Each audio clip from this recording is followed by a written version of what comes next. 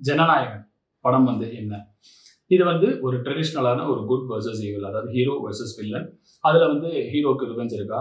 வில்லனுக்கு வந்து ஒரு ஜஸ்டிஃபைடான ரீசன் இருக்கா? அவர் ஏன் வந்து ஈவிலா மாறுறாரு? அப்படிங்கிற மாதிரியான ஒரு ஸ்கிரீன் பிளே. அதுக்கப்புறம் ஹீரோக்கு ஒரு பர்பஸ் இருக்கு. மமிதா பைஜு அப்படின்ற மாதிரி கிட்டத்தட்ட ஒரு வளர்ப்பு மகள் மாதிரி இருக்கிற ஒரு கேரக்டர் வந்து எப்படியாவது வந்து ஒரு ஒரு ஒரு கோலை வந்து ரீச் பண்ண வச்சிடணும் அப்படிங்கிற மாதிரியான ஒரு கதை தான். கிட்டத்தட்ட வந்து 80 to 90% ஆஃப் பகவத் கேசரி அது எல்லாருக்குமே தெரியும்.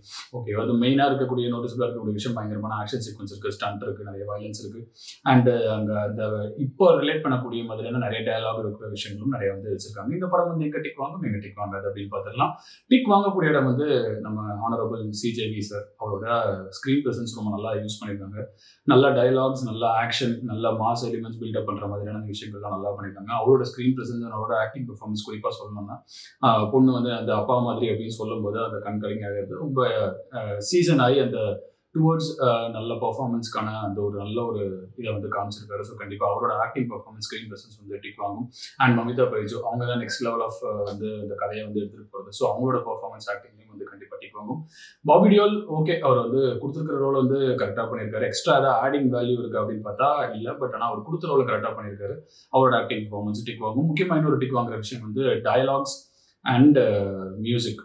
அதை வந்து நம்ம சொல்லியே வேணும். கண்டிப்பாக ரெண்டுமே வந்து ஒரு மிகப்பெரிய ப்ளஸ் இந்த மாதிரியான ஒரு படத்துக்கு. ஸோ கண்டிப்பாக அந்த இடத்துலையும் வந்து டிக் வாங்கும். அண்ட் ஸ்க்ரீன் பிளே ஏன் அப்படின்னா வந்து ஓகே, படம் வந்து லெங்க், அதை வந்து நம்ம அடுத்த அப்புறம் பேசுவோம். லெங்க் இருந்தாலும் வந்து இந்த ஒரு ஹீரோவாக இருக்காருன்னா அவருக்கு வந்து ஒரு விதமான ஒரு ஃப்ளாஷ்பேக், அதுக்கப்புறம் பேக்ரவுண்ட்ல இன்னொரு ஒரு ஃப்ளாஷ்பேக் அப்படின்ற மாதிரி இருக்கிறது.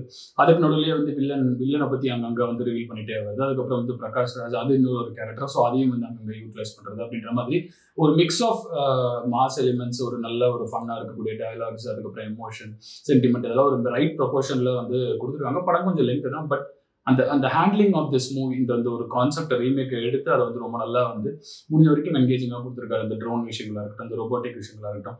ட்ரோன்லாம் எங்கே வந்து சண்டை போட போகுது, எங்கே வந்து இது பண்ண போகுது அப்படின்லாம் பார்த்தா நம்ம எல்லாமே பார்த்தோம். இப்போ பாகிஸ்தானும் நடந்த விஷயங்கள்ல வந்து ட்ரோன் எவ்வளோ தூரம் இன்வால்வ் ஆச்சு. சரி, அதை வந்து அந்த பக்கம் வச்சிடும். திருப்பி நம்ம வந்து படத்துக்குள்ள வந்துடும். ஸோ வந்து ஸ்க்ரீன் பிளே வந்து டிக் வாங்குறாரு. டிக் வாங்காத இடம் எதாவது இருக்குது அப்படின்னா இது வந்து ஒரு கமர்ஷியல் படம்.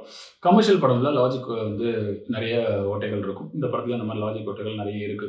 ஸோ அந்த இடம் நிறைய பேருக்கு டிக் வாங்காம போகலாம். நிறைய பேருக்கு வந்து 3 hours 3 minutes உட்கார முடியுமா அப்படின்னா வந்து அது வந்து கொஞ்சம் ட்ரிம் பண்ணிருக்கலாமா, கொஞ்சம் எக்ஸ்டெண்டட் டான்ஸ் போர்ஷன்லாம் யூடியூப்ல தனியாக விட்டுருக்கலாமா, அண்ட் கொஞ்சம் வந்து அந்த இந்த ஸ்டேஜிங்காக எடுத்துக்கிட்டா அவங்க அந்த டைம், அந்த சீன்ஸ், அந்த பில்டப்ஸ் அதெல்லாமே வந்து ட்ரிம் பண்ணி இன்னும் கொஞ்சம் கிறிஸ் பண்ணிருக்கலாமா, அந்த இடத்துல சில டிக் வாங்க போகலாம். பட் ஃபேன்ஸ் அவங்க வந்து கண்டிப்பாக இது வந்து ஒன் லாஸ்ட் டைம் அப்படின்றதுனால வந்து அவங்க எவ்வளோ கொடுத்தாலும் பார்ப்பாங்க. ஸோ அவங்க உட்காந்து பார்த்துட்டு போகிறாங்க. பட் ஜென்ரல் ஆடியன்ஸ் கிட்ட வந்து இதாகுமா அப்படிங்கிறது தான் வந்து கேள்வி. அங்கே ஒரு சிலருக்கு டிக் வாங்காமல் போகலாம். கொஞ்சம் வயலன்ஸ் டோன் டவுன் பண்ணிக்கலாம். இந்த இடங்கள்லாம் வந்து டிக் வாங்காது. மற்றபடி வந்து இது வந்து ஒடிசியோ இல்லை வந்து டிஸ்க்ளோஷரோ கிடையாது. இது வந்து ஒரு ஜாலியான ஒரு கமர்ஷியல் படம். இதில் லாஜிக்கை தூக்கி வச்சுட்டு இது ஒன் லாஸ்ட் டைமா என்ன அப்படிங்கிறதும் வந்து பார்க்கலாம். திரும்ப படம் வருதா இல்லைன்னா அதுவும் தெரியல. பட் இது வந்து ஒரு என்டர்டெயின்மெண்ட்.